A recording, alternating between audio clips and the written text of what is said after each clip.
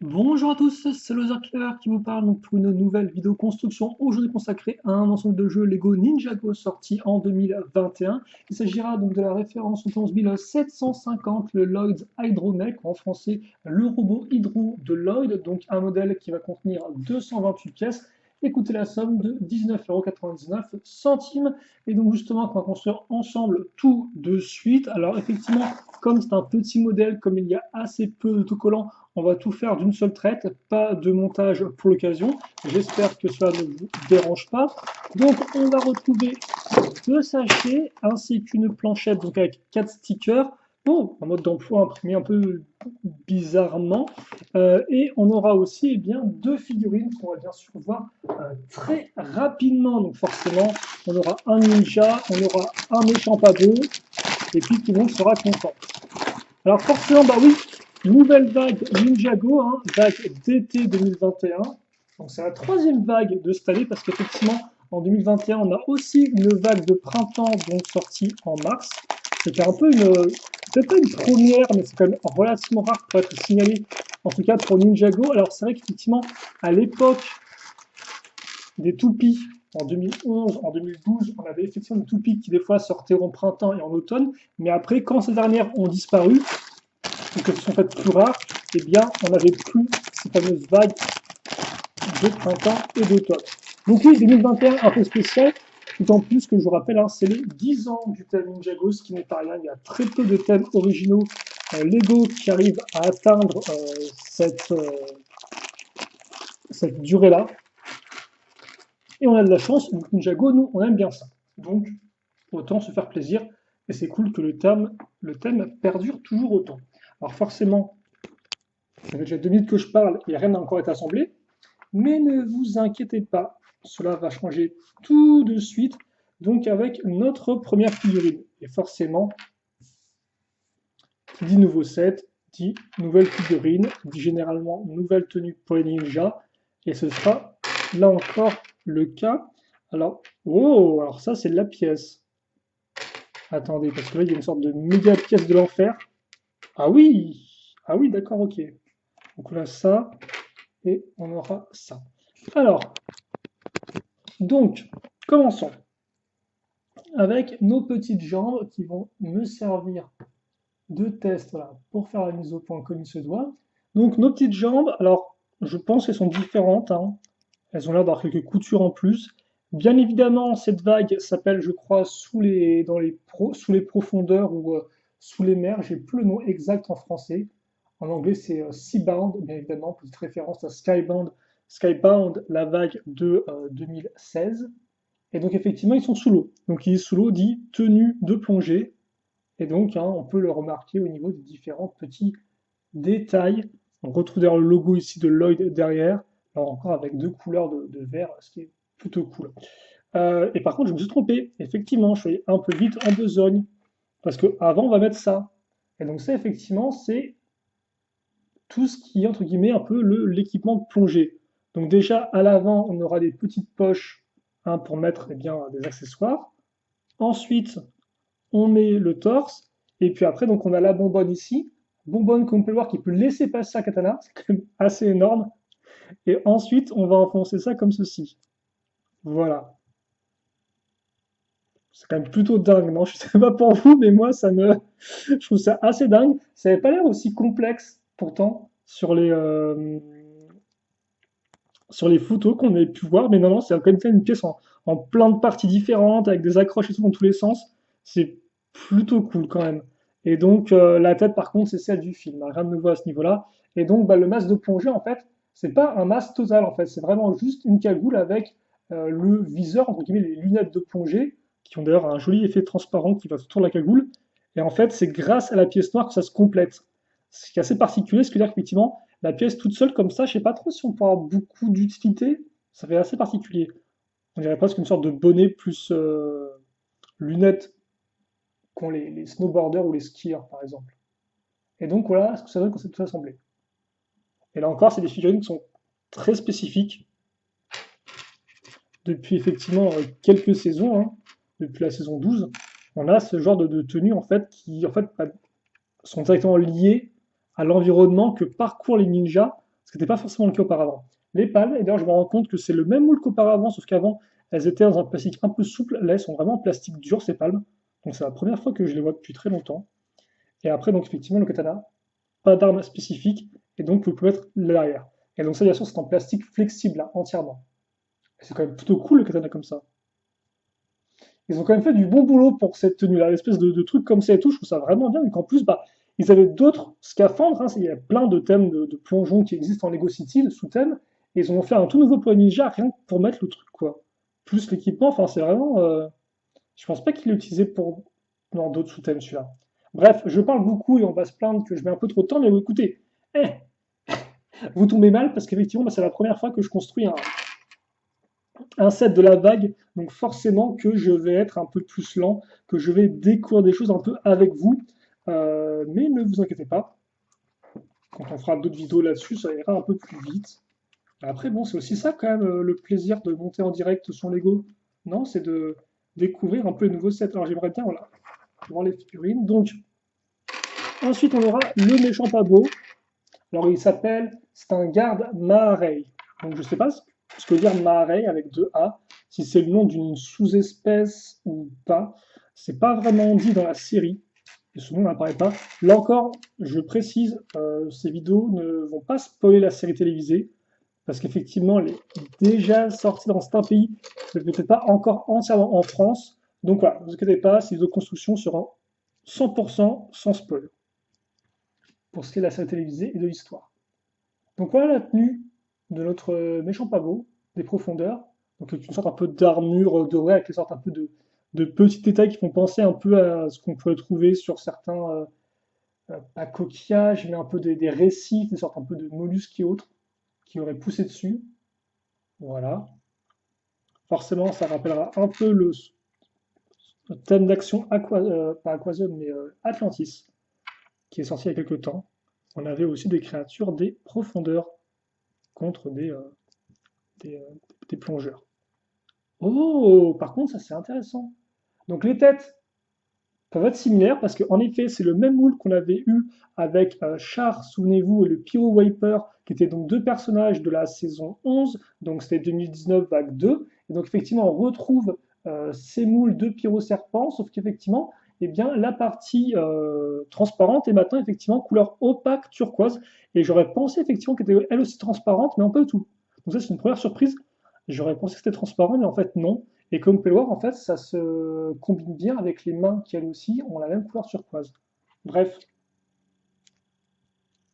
lui aussi vient avec ses petites palmes. Et au niveau de l'arme, on aura donc... Alors on va trouver par contre le manche dragon en noir. Ça, je pense que c'est nouveau en termes de couleur.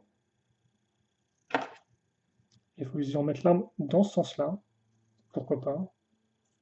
Donc un trident, forcément, ça a du sens avec tout ce qui est sous l'eau. Et là, on aura effectivement notre notre talisman de la vague, si je ne dis pas bêtise. Donc il a une couleur plus claire que le talisman de la tempête.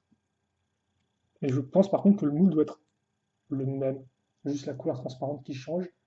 Et j'aime bien ce côté un peu transparent, un peu plus clair. En tout cas, ouais, le personnage, il a encore hein, le contraste turquoise-noir est vraiment top. Comme ceci. Alors vous m'excuserez s'il y a des petits bugs de vidéo et autres coupures. Et donc écoutez, maintenant on peut passer à la construction elle-même du robot. Alors oui, effectivement, un robot sous l'eau, pourquoi pas. Hein. C'est du Ninjago, vous savez.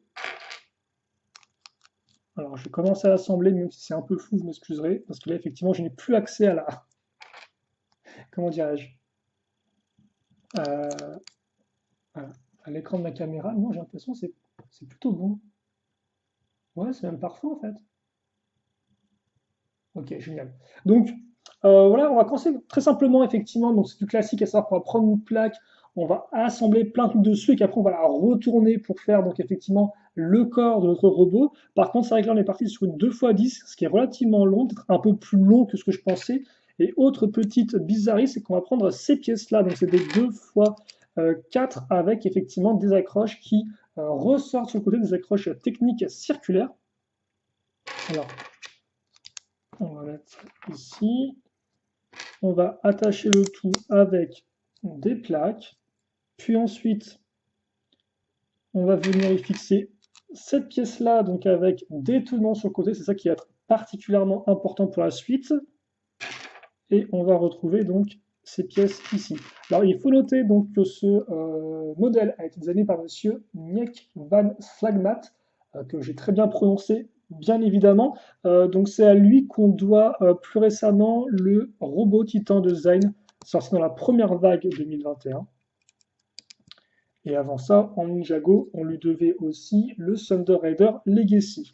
Et puis sinon, il a travaillé sur d'autres thèmes, comme par exemple du Hidden Side et autres. Mais tout ce qu'il faut retenir, c'est que c'est un fan de robots, de mecha.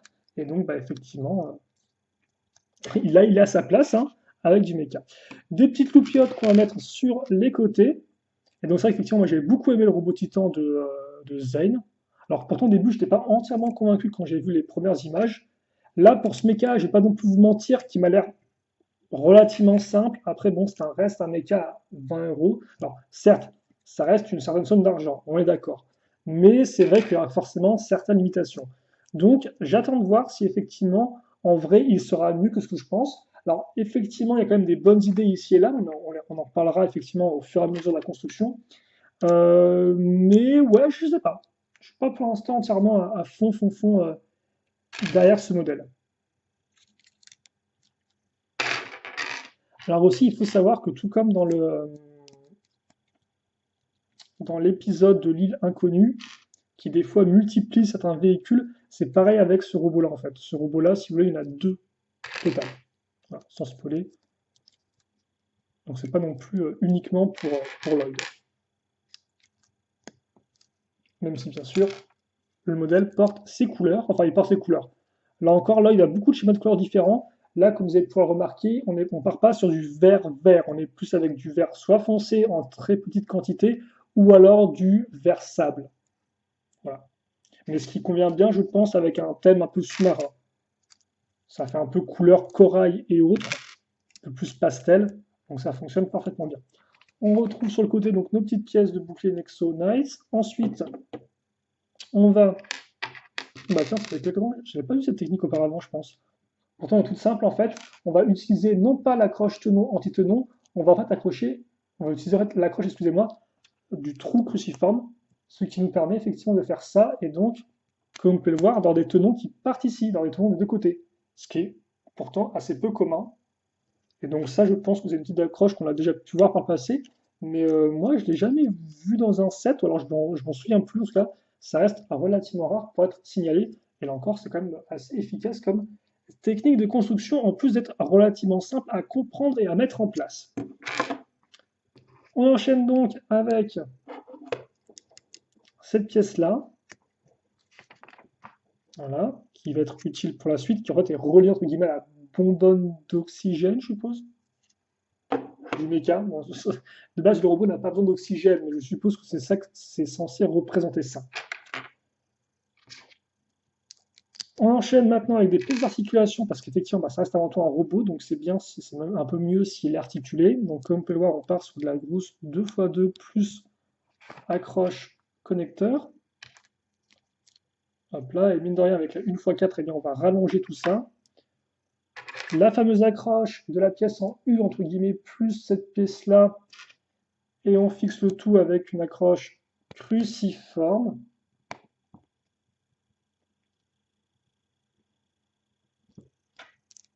Voilà, enfin, je vais enfoncer un peu plus.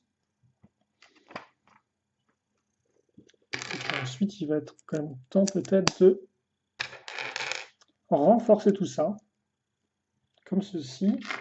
Alors, voilà, ici, et ensuite, on accroche, donc là encore une autre pièce Nexonite, donc on porte des formes assez anguleuses pour ce modèle, et on va continuer là-dessus avec une autre pièce de ce style-là. Voilà. Et puis ensuite, on retrouve cette pièce ici, et là, ce qui va se passer, c'est qu'on va mettre un sticker. Alors, je vais essayer de faire ça vite et bien, mais avant tout quand même bien, si possible. Vu qu'en plus, forcément, ça fait quelques temps que je n'ai pas posé de sticker. Donc ça se trouve, j'ai carrément oublié comment en poser. Voilà. Et donc ça, on va l'accrocher ici, pendant qu'on peut essayer de continuer un peu à mouliner. Alors par contre, un truc qui m'étonne, c'est ça, à ce côté. Est-ce qu'on va cacher ou pas cette espèce de grosse partie moche? J'aimerais bien parce que c'est quand même assez laid d'avoir les sortes de tonneaux qui dépassent. Mais ah, quoi qu'attendez. Hmm, peut-être que ce sera caché, mais pas de la façon dont je le pense. À voir.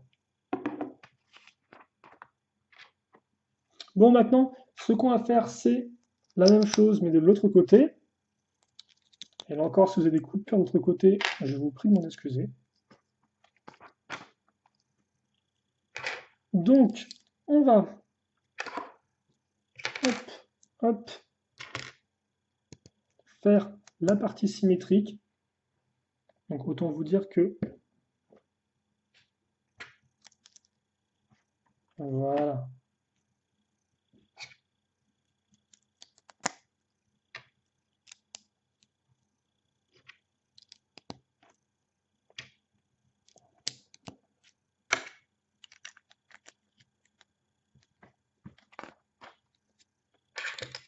On met ça comme ceci.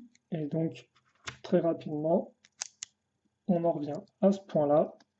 Et là, on va caser donc le second sticker avec... Alors, je ne pourrais pas vous dire ce qu'il y a sur l'inscription. J'ai toujours pas appris mon ligne jargon par cœur. En tout cas, c'est pas Lloyd, hein, parce que sinon, j'aurais reconnu le double L. Donc non, c'est autre chose. Peut-être hydro quelque chose? Je suis pas sûr. J'ai quand même l'impression qu'il y a quand même deux lettres qui se répètent, même si c'est pas un L.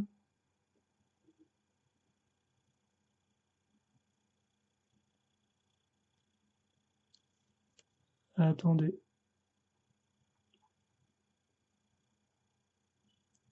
Il faut juste que je centre un poil plus. Voilà, comme ceci. Et donc, on met ça ici, avec les petites flèches et les sortes de petites parties noires qui font penser qu'il y a plusieurs couches plusieurs plaques de métal, par exemple. Ensuite, enfin de métal. Ça rouille pas un peu dans l'eau le métal, donc c'est pas du métal. À moins que tu mettes une sorte de couche par-dessus, justement pour éviter ça. Et donc maintenant, on va faire les pieds. Les pieds qui vont être relativement simples. On va prendre effectivement ces pièces-là, comme ceci.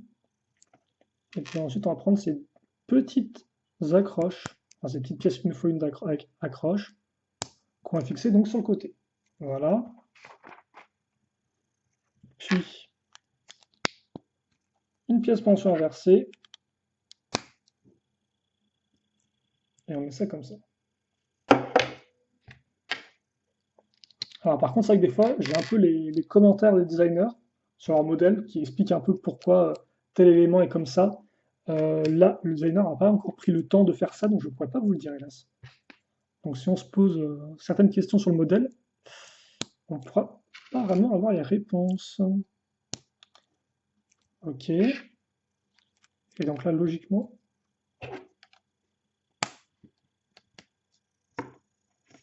il ne me reste plus que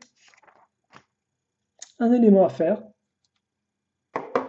Et donc, ça va être celui-ci. Alors.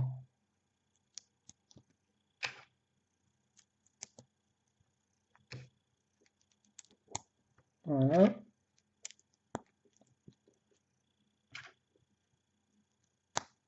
Oula. C'est une construction un peu particulière quand même, comme on peut remarquer. Enfin, on a bien sûr accroche, hein,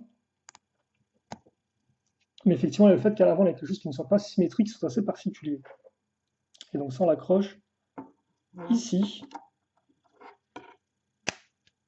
comme ceci. Voilà, ok. Et déjà, mine de rien, bah, on est quand même déjà assez haut au final. Hein, je n'aurais pas pensé, mais pourtant, si, on est bel et bien. Attendez. Donc c'est quand même par rapport à une figurine, quand même, au final, le robot est plus grand que ce que je pensais. Tiens.